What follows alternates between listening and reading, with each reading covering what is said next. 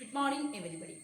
പ്രിയപ്പെട്ട കുഞ്ഞുങ്ങളെ, കഴിഞ്ഞ ദിവസം നമ്മൾ എന്താണ് നോൺ ഫോർ പ്രോഫിറ്റ് ഓർഗനൈസേഷൻസ് എന്നും അതിൻ്റെ ക്യാരക്ടറിസ്റ്റിക്സ് എന്താണെന്നും ഒക്കെ നിങ്ങൾ വ്യക്തമായി പഠിച്ചു അല്ലേ? പിന്നീട് നമ്മൾ എന്താ പഠിച്ചത്? പ്രധാനപ്പെട്ട അക്കൗണ്ടിങ് റെക്കോർഡ്സുകളെ പറ്റിയിട്ടാണ്. ഓർമ്മയുണ്ടോ പ്രധാനപ്പെട്ട അക്കൗണ്ടിങ് റെക്കോർഡ്സുകൾ ഏതൊക്കെയാണെന്ന്?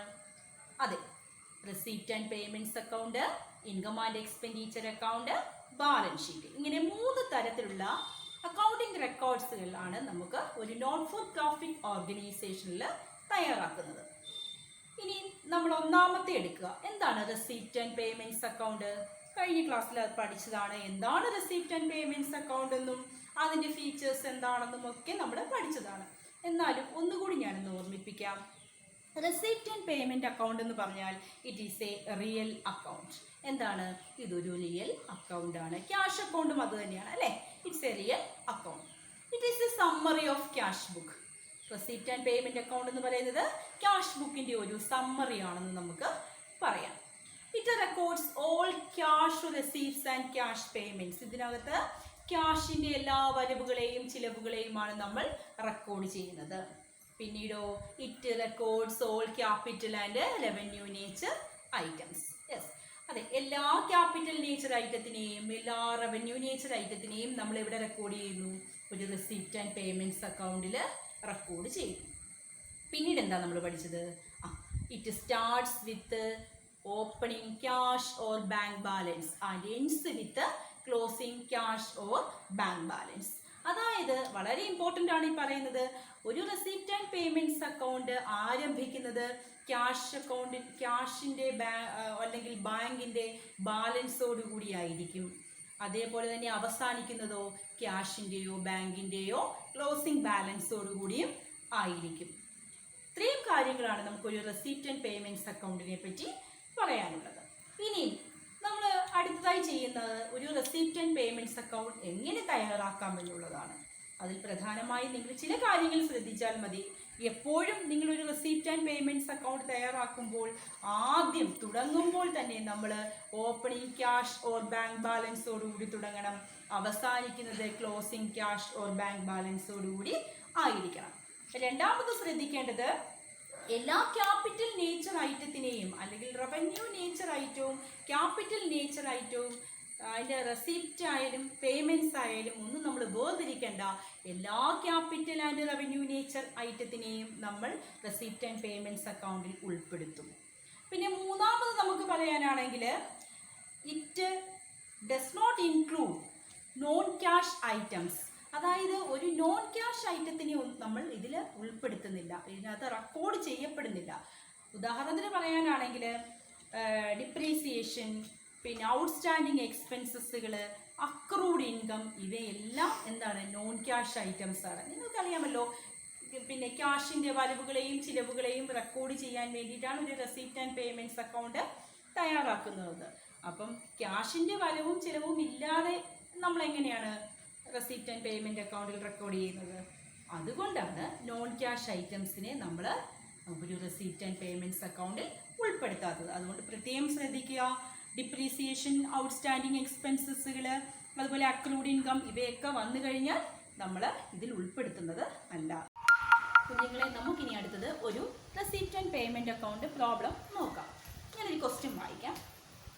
From the information given below prepare receipts and payments account of Banerjee Club, Thrissur for the year ended 31st December 2014. ഇനി ഐറ്റംസ് ഞാൻ വായിക്കാൻ പോവാണ്. ക്യാഷ് ഇൻ ഹാൻഡ് 1/1/2014 450 റുപ്പീസാണ് ക്യാഷ് ഇൻ ഹാൻഡ്. അടുത്ത ഐറ്റം സബ്സ്ക്രിപ്ഷൻ ആണ്. 3940 ആണ് subscription. Donations 1000 rupees. Entrance fees 450 rupees, rent from club hall 600 rupees, electricity charges 350 rupees, taxes 100, salaries and wages 2450, honorarium to secretary 300, interest received on investment 350, printing and stationery 150, petty cash payments 100 rupees, insurance premium paid 90 rupees, locker rent received 1200 rupees. ഇത്രയും items മാത്രമാണ് നമുക്ക് question തന്നിരിക്കുന്നത്. ഒന്നുകൂടി ഞാൻ പറയാം. Banerjee club എന്ന് പറയുന്ന ഒരു ക്ലബ്ബ് തൃശ്ശൂരിൽ ഉള്ള ഒരു ക്ലബ്ബാണ്. അവരുടെ ഇയർ എൻഡഡ് കണക്കുകളാണ് നമുക്കിവിടെ തന്നിരിക്കുന്നത്. 2014 ഡിസംബർ 31 വരെയുള്ള ബാനർജി ക്ലബിൻ്റെ വരവ് ചിലവ് കണക്കുകളാണ് നമുക്കിവിടെ തന്നിരിക്കുന്നത്. അപ്പോൾ ഇതിനകത്ത് വരവുകളുണ്ട്, ചിലവുകളുണ്ട്. അപ്പോൾ അവയെ തരംതിരിച്ച് റെസീപ്റ്റ്സ് അക്കൗണ്ടിലും പേയ്മെൻറ്റ്സിനകത്തും നമ്മൾ മാറ്റി എഴുതണം. അങ്ങനെയാണ് ഒരു റെസീപ്റ്റ് ആൻഡ് പേയ്മെൻറ്റ് അക്കൗണ്ട് നമ്മൾ പ്രിപ്പയർ ചെയ്യുന്നത്. അപ്പോൾ നമുക്ക് നോക്കാം എങ്ങനെയാണ് ഒരു റെസീപ്റ്റ് ആൻഡ് പേയ്മെൻറ്റ് അക്കൗണ്ട് തയ്യാറാക്കുന്നതെന്ന്. അപ്പോൾ ആദ്യം നമ്മൾ അതിനൊരു ഹെഡിങ് കൊടുക്കണം. എന്താ ഹെഡിങ് കൊടുക്കേണ്ടത്? നമ്മൾ ചെയ്യാൻ പോകുന്ന പ്രോബ്ലം ഏതാണ്? Prepare receipts and payments account എന്നാണ് അല്ലേ? അപ്പോൾ അതേപോലെ തന്നെ ഹെഡിങ് കൊടുക്കണം. Receipts and payments account, receipts and payments account for the year ended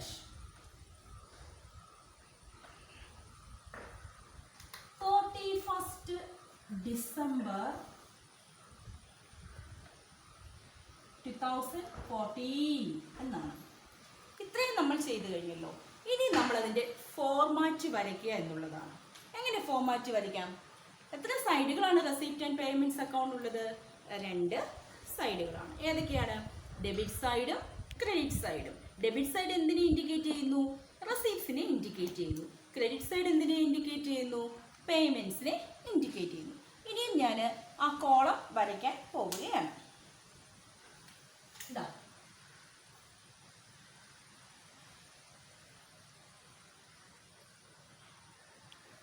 ആദ്യത്തെ കോളം റെസീപ്റ്റ്സിൻ്റെ കോളമാണ്. Amount column, payment column, amount column. ഇതാ എഴുതുന്നു. Receipts, amount, payment, amount. ഇത്രയും നമ്മൾ ആദ്യം എഴുതണം. അതിനുശേഷം നമ്മുടെ ക്വസ്റ്റ്യനിലേക്ക് പോകാം. നോക്കിയേ, ഫസ്റ്റ് ഐറ്റം തന്നിരിക്കുന്നത് എന്താണ്? Cash in hand 1/1/2014. 1/1/2014, അതായത് ഓപ്പണിംഗ് ക്യാഷ് ബാലൻസ് ആണ് നമുക്ക് തന്നിരിക്കുന്നത്. അപ്പം നമ്മൾ പഠിച്ചു റെസിപ്റ്റ് ആൻഡ് പേയ്മെൻറ്റ് അക്കൗണ്ടിലെ ഫസ്റ്റ് ഐറ്റം എങ്ങനെയായിരിക്കണം? ഓപ്പണിംഗ് ക്യാഷ് ഓർ ബാങ്ക് ബാലൻസോട് കൂടി ആയിരിക്കണം തുടങ്ങേണ്ടത്. ഇവിടെ ബാങ്കിൻ്റെ ബാലൻസ് ഇല്ല, തന്നിരിക്കുന്നത് ഏതിൻ്റെ ഉള്ളൂ? ക്യാഷിൻ്റെ ബാലൻസ് മാത്രമേ ഉള്ളൂ. അപ്പം ഞാൻ ആദ്യം എഴുതാൻ പോവാണ്. ക്യാഷ് ഇൻ ഹാൻഡ് എന്നല്ല നമ്മളിവിടെ എഴുതുന്നത്, പകരം എന്താണ്? Balance B D. Balance B D എത്രയാ? Balance B D 450. 450. Okay. Next subscription. വരിസംഖ്യ എന്ന് പറയും. അതായത് പ്രതിമാസ വരിസംഖ്യയാകാം, ചിലപ്പോൾ വാർഷിക വരിസംഖ്യയാകാം.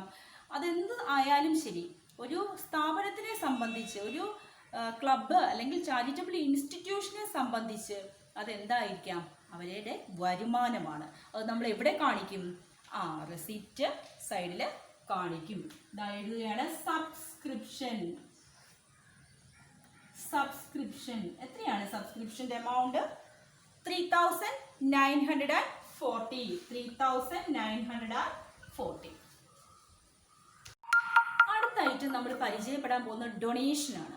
ഡൊണേഷൻ എന്ന് പറയുമ്പോൾ നമുക്കറിയാം, ഒരു നോട്ട് ഫോർ പ്രോഫിറ്റ് ഓർഗനൈസേഷനെ സംബന്ധിച്ച് ഒന്നുകിൽ അവരുടെ അതിലെ മെമ്പേഴ്സ് നൽകുന്ന സംഭാവനയായിരിക്കാം, അല്ലെങ്കിൽ ഏതെങ്കിലും നല്ല വ്യക്തികൾ, പുറത്തു നിന്നുള്ള ഏതെങ്കിലും നല്ല വ്യക്തികൾ ആ സ്ഥാപനത്തിന് നൽകുന്ന സംഭാവനയാകാം. അപ്പോൾ എന്തായാലും രണ്ടായാലും ഇതെന്താണ്? ഒരു റെസിപ്റ്റ് ഐറ്റമാണ് അല്ലേ? അപ്പോൾ നമ്മളിത് എവിടെ കാണിക്കും? ഒരു റെസിപ്റ്റ് ആൻഡ് പേയ്മെൻറ്റ് അക്കൗണ്ടിൻ്റെ ഡെബിറ്റ് സൈഡിൽ റെസിപ്റ്റിൽ നമ്മൾ റെക്കോർഡ് ചെയ്യും. തേർഡ് ഐറ്റം ഏതായിരുന്നു? ഡൊണേഷൻ. ഡൊണേഷൻ. ഡൊണേഷൻ എത്രയാ? ഡൊണേഷൻസ് 1000. എത്രയാ? 1000. ഡൊണേഷൻസ് 1000 rupees ആണ്. അടുത്തത് എൻട്രൻസ് ഫീസ്, പ്രവേശന ഫീസ് എന്ന് പറയും. അതായത് ഈ സ്ഥാപനത്തിലേക്ക് പ്രവേശന ഫീസ് അല്ലെങ്കിൽ നമുക്ക് ഈ സ്ഥാപനത്തിൽ അംഗമാകണമെങ്കിൽ നമ്മൾ ഉള്ള ഫീസ്, അത് ആ സ്ഥാപനത്തിനെ സംബന്ധിച്ച് എന്താണ്, ഒരു വരവാണ് അല്ലേ. അത് നമ്മൾ എവിടെ കാണിക്കും? റെസിപ്റ്റ് ആൻഡ് പേയ്മെന്റ്സ് അക്കൗണ്ടിന്റെ ഡെബിറ്റ് സൈഡിൽ നമ്മൾ റെക്കോർഡ് ചെയ്യും, റെസിപ്റ്റിൽ നമ്മൾ കാണിക്കും. അടുത്ത ഐറ്റം ഏതാണ്? Entrance fees. എൻട്രൻസ് ഫീസ് എത്രയായിരുന്നു? Entrance fees 450. യെസ്, 450 രൂപയാണ് എൻട്രൻസ് ഫീസ്. അടുത്തത് റെന്റ് ഫ്രം ക്ലബ് ഹോൾ, അതായത് ക്ലബ് ഹാളിൽ നിന്ന് ലഭിക്കുന്ന വാടക അല്ലേ. സ്വാഭാവികമായും അതെന്താണ്? വരവാണ്. വരവാണെങ്കിൽ നമ്മൾ ഇത് എവിടെ കാണിക്കും? റെസിപ്റ്റ് സൈഡിൽ കാണിക്കും. അപ്പം നമുക്കത് വരവാണല്ലോ, അപ്പം നമ്മൾ എവിടെയാണ് കാണിക്കേണ്ടത്? ഡെബിറ്റ് സൈഡിൽ റെസിപ്റ്റ് കാണിക്കും. Rent from hall rent. Rent from club hall എത്ര amount? 600 rupees. Okay. Next electricity charges. അതിപ്പോൾ ക്ലബ് ആയിക്കോ, ഒരു നോട്ട് ഫോർ പ്രോഫിറ്റ് ഓർഗനൈസേഷൻ ആയിക്കോട്ടെ, അല്ലാത്ത ഇൻസ്റ്റിറ്റ്യൂഷൻ ആയിക്കോട്ടെ, ഏതായാലും ഇലക്ട്രിസിറ്റി ചാർജസ് എന്ന് പറയുന്നത് എന്താണ്? നമ്മൾ കറണ്ട് ബില്ല് വന്നു കഴിഞ്ഞാൽ അത് നമ്മൾ അടയ്ക്കുക തന്നെ വേണം. അപ്പം നമ്മുടെ കയ്യിൽ നിന്നും എന്ത് വേണം? പൈസ വെളിയിലേക്ക് പോവുകയാണ് എന്ന് പറയുമ്പോൾ അതിന് അർത്ഥം എന്താണ്? ഒരു പേയ്മെൻ്റ് ആണ്. പേയ്മെൻ്റ് എന്ന് പറയുമ്പോൾ നമ്മുടെ റെസിപ്റ്റ് ആൻഡ് പേയ്മെൻറ്റ്സ് അക്കൗണ്ടിൽ എവിടെ കാണിക്കും? പേയ്മെൻറ്റ് സൈഡിൽ, ക്രെഡിറ്റ് സൈഡിൽ, പേയ്മെൻറ്റ് സൈഡിൽ റെക്കോർഡ് ചെയ്യും. അപ്പോൾ അത് എഴുതുകയാണ് electricity charges. Electricity charges. Electricity charges എത്രയാ? 350 rupees. 350 rupees. ഓക്കെ ആണല്ലോ. അടുത്തത് ടാക്സസ്. ഇപ്പറഞ്ഞതുപോലെ ടാക്സിൻ്റെ കാര്യവും ഇതുപോലെ തന്നെയാണ്, കയ്യിൽ നിന്ന് പോകുന്ന കാര്യമാണ്. അപ്പോൾ അതെപ്പോഴും എന്തായിരിക്കും? പേയ്മെൻ്റ് ആണ്. അപ്പോൾ നമ്മൾ എന്ത് ചെയ്യണം? പേയ്മെൻറ്റ് സൈഡിൽ റെക്കോർഡ് ചെയ്യണം. ടാക്സസ് എത്ര എമൗണ്ട്? 100 rupees. അടുത്തത് സാലറീസ് ആൻഡ് വേജസ്. നമുക്കറിയാം ഇപ്പം ഏത് നോട്ട് ഫോർ പ്രോഫിറ്റ് ഓർഗനൈസേഷൻ ആയിക്കോട്ടെ, അവിടെ ഇപ്പം വിവിധ തരത്തിലുള്ള ചിലവുകൾ വരും. കാരണം ഒരു ഇലക്ട്രീഷ്യൻ്റെ വന്നു അവിടുത്തെ, അല്ലെങ്കിൽ ഒരു പ്ലംബർ വന്നു, അല്ലെങ്കിൽ മറ്റെന്തെങ്കിലും ജോലിക്കാർ, സ്വീപ്പേഴ്സ്, അങ്ങനെ ആരെങ്കിലുമൊക്കെ വന്നു. അപ്പോൾ അവർക്ക് നമ്മൾ കൊടുക്കുന്ന വേതനം അത് ഏത് പേരിൽ അറിയപ്പെടും? സാലറി ഓർ വേജസ് എന്ന പേരിൽ അറിയപ്പെടും. അത് നമ്മുടെ കയ്യിൽ നിന്ന് എന്താണ്? പൈസ കൊടുക്കാന്ന് പറയുമ്പോൾ അത് നമ്മുടെ കയ്യിൽ നിന്ന് പോവുകയാണ്, പണം നമ്മുടെ കയ്യിൽ നിന്നും പോവുകയാണ്. സ്വാഭാവികമായും അതെന്താണ്? പേയ്മെൻ്റ് ആണ്. അത് നമ്മൾ എവിടെ റെക്കോർഡ് ചെയ്യും? റെസിപ്റ്റ് ആൻഡ് പേയ്മെൻറ്റ് അക്കൗണ്ടിൻ്റെ ക്രെഡിറ്റ് സൈഡിൽ പേയ്മെൻറ്റിനകത്ത് നമ്മൾ കാണിക്കും. എന്താ കാണിക്കണ്ടേ? Salaries and wages. Salaries and wages. Salaries and wages എത്രയാ എമൗണ്ട്? 2450. 2450 rupees. അടുത്ത ഐറ്റം ഓണറേറിയം ടു സെക്രട്ടറി. അതായത് നമുക്കറിയാം മറ്റുള്ള സ്ഥാപനങ്ങളിലെല്ലാം ആ സ്ഥാപനത്തിലെ ജോലിക്കാർക്ക് നമ്മൾ കൊടുക്കുന്ന കൂലിക്ക് നമ്മൾ ഒന്നുകിൽ വേജസ് എന്ന് പറയും, അല്ലെങ്കിൽ സാലറീസ് എന്ന് പറയും. അപ്പം ഇത് രണ്ടുമല്ല, നമ്മളൊരു നോട്ട് ഫോർ പ്രോഫിറ്റ് ഓർഗനൈസേഷനിൽ വർക്ക് ചെയ്യുന്ന, അവിടെ ജോലി ചെയ്യുന്ന, ഒന്നുകിൽ ലൈബ്രറി ആണെങ്കിൽ ലൈബ്രറിയന് കൊടുക്കുന്ന നമ്മൾ കൂലിക്ക് നമ്മൾ പറയുന്ന ഒരിക്കലും വേജസ് എന്നോ അല്ലെങ്കിൽ സാലറി എന്നോ ഒന്നുമല്ല. പകരം എന്താണ്? ഓണറേറിയം എന്നാണ് പറയുന്നത് അല്ലേ. ഒരു നോട്ട് ഫോർ പ്രോഫിറ്റ് ഓർഗനൈസേഷൻ ആയതുകൊണ്ട് ഇത്തരം സ്ഥാപനങ്ങളിലെ ജീവനക്കാർക്ക് നൽകുന്ന പണത്തിന് നമ്മൾ എന്താ പറയുക? ഓണറേറിയം. അപ്പോൾ അടുത്ത ഐറ്റം ഏതാണ്? Honorarium to secretary. ഇത് തീർച്ചയായിട്ടും എന്താണ്? പേയ്മെൻ്റ് ആണ്. നമ്മളത് പേയ്മെൻറ്റ് സൈഡിൽ കാണിക്കും. ഓണറേറിയം ടു സെക്രട്ടറി എത്രയായിരുന്നു എമൗണ്ട്? 300. Honorarium to secretary 300. അടുത്ത ഐറ്റമാണ് ഇൻട്രസ്റ്റ് റിസീവ്ഡ് ഓൺ ഇൻവെസ്റ്റ്മെൻറ്റ് എന്ന് പറഞ്ഞാൽ എന്താണ്?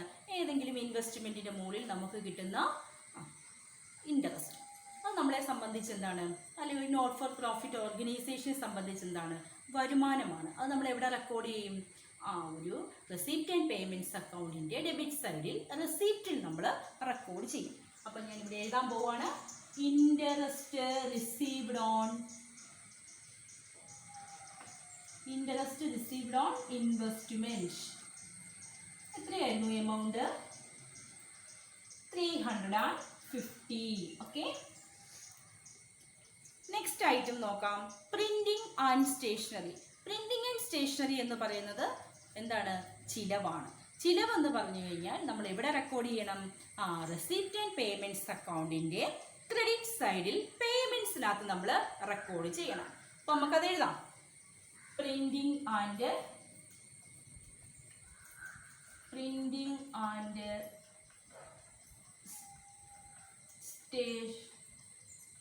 സ്റ്റേഷനറി. പ്രിന്റിംഗ് ആൻഡ് സ്റ്റേഷനറി എത്ര എമൗണ്ട്? 150. അടുത്ത ഐറ്റം നോക്കാം. Petty cash payments. Petty cash payments നമുക്കറിയാം, എല്ലാ സ്ഥാപനങ്ങളിലും ഒരു ചെറിയ എമൗണ്ട് എപ്പോഴും അവിടുത്തെ ദൈനംദിന ആവശ്യങ്ങൾ നിറവേറ്റാനായിട്ട് മാറ്റി വയ്ക്കാറുണ്ട്. അപ്പോൾ അത്തരത്തിലുണ്ടായ ചിലവാണ് പെറ്റി ക്യാഷ് പേയ്മെൻറ്റ്സ്. എന്തായാലും ചിലവാണ്. പേയ്മെൻറ്റ്സ് ക്വസ്റ്റിനകത്ത് തന്നെ നമുക്ക് വന്നിട്ടുണ്ട്, ആ ഐറ്റത്തിൽ തന്നെ വന്നിട്ടുണ്ട്. അപ്പം നമുക്കത് എന്ത് ചെയ്യാം? ഇവിടെ റെക്കോർഡ് ചെയ്യാം. എവിടെ? റെസിപ്റ്റ് ആൻഡ് പേയ്മെൻറ്റ്സ് അക്കൗണ്ടിൻ്റെ ക്രെഡിറ്റ് സൈഡിൽ പേയ്മെൻറ്റ് സൈഡിൽ നമുക്ക് കൊടുക്കാം. എന്താണ്? Petty cash payments. എത്രയായിരുന്നു എമൗണ്ട്? 100 rupees. എത്രയാ? 100 rupees. അടുത്തത് insurance premium paid. Insurance premium paid എന്ന് പറയുന്നത് നിങ്ങൾക്കറിയാതെ നമുക്കെല്ലാവരും ഇൻഷുറൻസ് ഒക്കെ അടയ്ക്കുന്നവരുണ്ട് അല്ലേ? അപ്പോൾ ആ പ്രീമിയം നമ്മൾ ഓരോ വർഷത്തിലോ അല്ലെങ്കിൽ മാസത്തിലോ 6 മാസം കൂടുമ്പോഴോ ഒക്കെ നമ്മൾ അടയ്ക്കുന്നവരുണ്ട്. അപ്പോൾ അടയ്ക്കുക എന്ന് പറയുമ്പോൾ എന്താണ്? ആ പ്രീമിയം അടയ്ക്കുക എന്ന് പറയുമ്പോൾ നമ്മുടെ കയ്യിൽ നിന്നും പൈസ പോവുകയാണ് അല്ലേ? അപ്പോൾ തീർച്ചയായിട്ടും ഇത് എന്താണ്? പേയ്മെൻ്റ് ആണ്. അപ്പോൾ നമ്മളിത് എവിടെ റെക്കോർഡ് ചെയ്യും? ഒരു റെസിപ്റ്റ് ആൻഡ് പേയ്മെൻറ്റ്സ് അക്കൗണ്ടിൻ്റെ ക്രെഡിറ്റ് സൈഡിൽ നമ്മൾ റെക്കോർഡ് ചെയ്യും. ക്രെഡിറ്റ് സൈഡ് എന്ന് പറയുമ്പോൾ പേയ്മെൻറ്റ്സിനകത്ത്. അപ്പോൾ എഴുതണം ഇൻഷുറൻസ് പ്രീമിയം. ഓക്കെ. എത്ര എമൗണ്ട്? 90 rupees. എത്രയാണ്? 90 rupees. ലാസ്റ്റ് ഐറ്റമാണ് ഇനി നമുക്കുള്ളത്. Locker rent received. ഓക്കെ, അതിനകത്ത് തന്നെ ഉണ്ട്. എന്താണ്? Locker rent received. റിസീവ് ചെയ്യാന്ന് വെച്ച് കഴിഞ്ഞാൽ സ്വീകരിക്കുക എന്നാണല്ലോ. അപ്പം പണം നമ്മൾ സ്വീകരിക്കുകയാണ് ആണേ. അപ്പോൾ ഉറപ്പായും അതെന്താണ്? ഒരു റെസിപ്റ്റ് ഐറ്റമാണ്. അതുകൊണ്ട് നമ്മൾ എന്ത് ചെയ്യും? റെസിപ്റ്റ് ആൻഡ് പേയ്മെൻറ്റ്സ് അക്കൗണ്ടിൻ്റെ ഡെബിറ്റ് സൈഡിൽ നമ്മൾ റെക്കോർഡ് ചെയ്യും. എന്താണ്? ലോക്കർ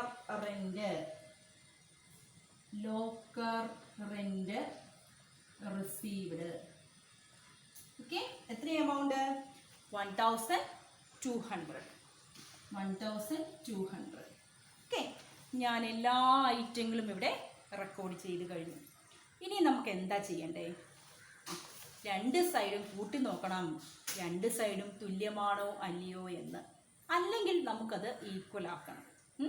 അപ്പോൾ ശരി, നമുക്കിതൊന്ന് കൂട്ടി നോക്കാം. രണ്ട് സൈഡും തുല്യമാണോ എന്ന്. ഞാനിവിടെ ഡെബിറ്റ് സൈഡും ക്രെഡിറ്റ് സൈഡിലും താഴോട്ട് മാറ്റിയിട്ടാ ഇതുപോലെ എമൗണ്ട് കോളം ശരിയാക്കി കഴിഞ്ഞു. ഓക്കെ. ഇനി ഞാൻ ചെയ്യാൻ പോകുന്നത് നിങ്ങൾ ശ്രദ്ധിച്ച് കേൾക്കണം എന്താണെന്നുള്ളത്. ഡെബിറ്റ് സൈഡിലെ എമൗണ്ടുകൾ ആദ്യം ഞാൻ കൂട്ടാൻ പോവുകയാണ്. കൂട്ടിയതിന് ശേഷം അത് ഞാൻ ഈ ഒരു സൈഡിലോട്ട് മാറ്റി എഴുതുകയാണ്. അപ്പോൾ നിങ്ങളും ഇതേപോലെ ചെയ്ത് നോക്കുക. ഡെബിറ്റ് സൈഡിലെ എമൗണ്ട് എല്ലാം കൂടി കൂട്ടിയപ്പോൾ എനിക്ക് 7990 ആണ് ലഭിച്ചത്. എത്രയാണ് വന്നത്? 7990 ആണ് കിട്ടിയത്. ഓക്കെ, ശരി. അത് ഇനി ഞാൻ ചെയ്യാൻ പോകുന്നത് ക്രെഡിറ്റ് സൈഡിലെ എമൗണ്ടുകൾ എല്ലാം കൂടി കൂട്ടുക എന്നുള്ളതാണ്. ക്രെഡിറ്റ് സൈഡിലെ എമൗണ്ടുകൾ എല്ലാം കൂടി ഞാൻ കൂട്ടിയപ്പോൾ എനിക്ക് 3540 ആണ് കിട്ടിയത്. എത്രയാണ് വന്നേ? 3540 ആണ് വന്നത്. ഓക്കെ. ഡെബിറ്റ് സൈഡ് എല്ലാം കൂടി കൂട്ടിയപ്പോൾ എനിക്ക് 7990 വന്നു. ക്രെഡിറ്റ് സൈഡ് എല്ലാം കൂടി കൂട്ടിയപ്പോൾ എനിക്ക് 3540 വന്നു. ഓക്കെ. ഇത് നിങ്ങൾക്ക് മനസ്സിലായല്ലോ. ഇനി നിങ്ങൾ ഈ എമൗണ്ട് കോളങ്ങളിൽ എഴുതേണ്ടത് എപ്പോഴും വലിയ എമൗണ്ട് ഏതാണോ അതാണ് ഈ രണ്ട് സൈഡിലത്തെയും എമൗണ്ട് കോളങ്ങളിൽ എഴുതേണ്ടത്. 7,990 ആണോ വലുത് അതോ 3,540 ആണോ വലുത്? 7,990. അത് ഞാൻ രണ്ടിടത്തും എഴുതാൻ പോവാണ്. 7,990. ഇവിടെയും ഞാൻ 7,990. അപ്പം നിങ്ങൾക്ക് മനസ്സിലായല്ലോ, വലിയ ടോട്ടലാണ് രണ്ട് സൈഡിലും റെക്കോർഡ് ചെയ്യേണ്ടത് നിങ്ങൾക്ക് മനസ്സിലായി. ഓക്കെ, ഇനി ഞാൻ എന്താ ഇത് നമുക്ക് മായ്ക്കാം. ഇനി നിങ്ങൾ അടുത്ത ചെയ്യേണ്ടത്, ഇനി നമ്മൾ നോക്കുക, ഇവിടെ 7,990 ഇവിടെ 3,540 രണ്ടിടവും ബാലൻസ് ചെയ്തല്ല നിൽക്കുന്നത്. ഇതിനെ നമുക്ക് ബാലൻസ് ചെയ്യിക്കണമെങ്കിൽ നമ്മൾ എന്ത് ചെയ്യണം ഇനിയും? അതെ, എന്താ, വലിയ എമൗണ്ടിൽ നിന്നും, ഇപ്പം വലിയ എമൗണ്ട് എന്ന് പറയുന്നത് ഡെബിറ്റ് സൈഡിലാണുള്ളത്. ഡെബിറ്റ് സൈഡിലെ 7,990 നിന്നും 3,540 നിങ്ങൾ കുറയ്ക്കണം. കുറച്ച് കഴിയുമ്പോൾ നമുക്ക് എത്ര എമൗണ്ട് കിട്ടും? ഇവിടെ ഒരു ബാലൻസിങ് ഫിഗർ കിട്ടും. അതിനെ ബാലൻസ് ചെയ്യുന്ന ഒരു എമൗണ്ട് കിട്ടും. അതായത് 4,450 എന്ന് പറയുന്ന ഒരു എമൗണ്ട് ഇവിടെ കിട്ടും. 4,450. 4,450 മനസ്സിലായോ? ലഭിച്ചു. ഓക്കെ, ഈ വരുന്ന ഇനിയിപ്പോൾ നിങ്ങൾ ഇവിടെ കൂട്ടി നോക്കിയേ, ഇവിടെ ഇത്രയും എമൗണ്ട് കൂടെ കൂട്ടുമ്പോൾ 7,990 ആയിരിക്കും നമുക്കിവിടെ ലഭിക്കുന്നത്. ഈ വരുന്ന ബാലൻസിങ് ഫിഗറിനെ നമ്മളൊരു പേരിൽ അറിയപ്പെടും. എന്താണ്? ക്യാഷിൻ്റെ ക്ലോസിംഗ് ബാലൻസ്, അല്ലെങ്കിൽ നമ്മൾ ഏത് പേരിൽ അറിയപ്പെടേണ്ടത്? ക്ലോസിംഗ് ബാലൻസ് ആണ്. നമ്മൾ അതിന് ഇൻഡിക്കേറ്റ് ചെയ്യുന്നത് എങ്ങനെയാണ്? Balance C D. എന്താ? Balance C D, balance carry down അല്ലേ? ബാലൻസിൽ നമ്മൾ എന്ത് ചെയ്തു? ക്യാരി ഡൗൺ ചെയ്തു. അപ്പം ഇത്രയുമേ ഉള്ളൂ നിങ്ങൾക്ക് മനസ്സിലാക്കാനായിട്ട്. വളരെ സിമ്പിളാണ്. അപ്പോൾ നിങ്ങളൊന്ന് ശ്രദ്ധിച്ച് നോക്കുക. നമ്മൾ ആദ്യം ഡെബിറ്റ് സൈഡിലെ റെസീപ്റ്റിലെ എല്ലാ ഐറ്റങ്ങളും എഴുതി, പേയ്മെൻറ്റ്സിലെ എല്ലാ ഐറ്റങ്ങളും നമ്മൾ എഴുതി. അതിനുശേഷം റെസീപ്റ്റ് സൈഡിലെ എല്ലാ ഐറ്റങ്ങളും കൂടി നമ്മൾ കൂട്ടുക. കൂട്ടിയതിന് ശേഷം നമ്മൾ എന്ത് ചെയ്യുക? പിന്നെ ക്രെഡിറ്റ് സൈഡിലെ എല്ലാ ഐറ്റങ്ങളും കൂട്ടുക. ഈ രണ്ട് എമൗണ്ടും നിങ്ങൾ എവിടെയെങ്കിലും ഒന്ന് എഴുതിയിടുക. അതിനുശേഷം ഏറ്റവും വലിയ ടോട്ടൽ ഏതാണെന്ന് വെച്ചാൽ അവ നമ്മൾ ഗ്രാൻഡ് ടോട്ടലായിട്ട് നമ്മൾ എഴുതുക. അതിനുശേഷം എവിടെയാണോ കുറവ് വന്നത് ആ ഭാഗത്തെ നമ്മൾ എന്ത് ചെയ്യുക? മെയിൻറ്റെയിൻ ചെയ്യുക. വലിയ എമൗണ്ടിൽ നിന്നും ചെറിയ എമൗണ്ട് കുറച്ച് കളയുക. കുറയ്ക്കുമ്പോൾ നിങ്ങൾക്ക് ആ ബാലൻസിങ് ഫിഗർ ലഭിക്കും. അത് നമ്മൾ എവിടെയാണോ കുറവുള്ള ആ ഭാഗത്ത് എഴുതുക. ഇവിടെ ക്രെഡിറ്റ് സൈഡിലാണ്, പേയ്മെൻറ്റ്സിനകത്തായിരുന്നു. അപ്പോൾ ആ കുറവുള്ള എമൗണ്ട് ഇവിടെ ഞാൻ എഴുതി 4,450 ആയിരുന്നു. എന്നിട്ട് അതിനെ നമ്മൾ ബാലൻസ് സി ഡി എന്നും പറഞ്ഞു. ക്യാഷിൻ്റെ ബാലൻസ് ആണിത്, ക്ലോസിംഗ് ബാലൻസ് ആണ്. നന്നായി നിങ്ങൾ ശ്രദ്ധിക്കുക, നന്നായി ചെയ്ത് പഠിക്കുക.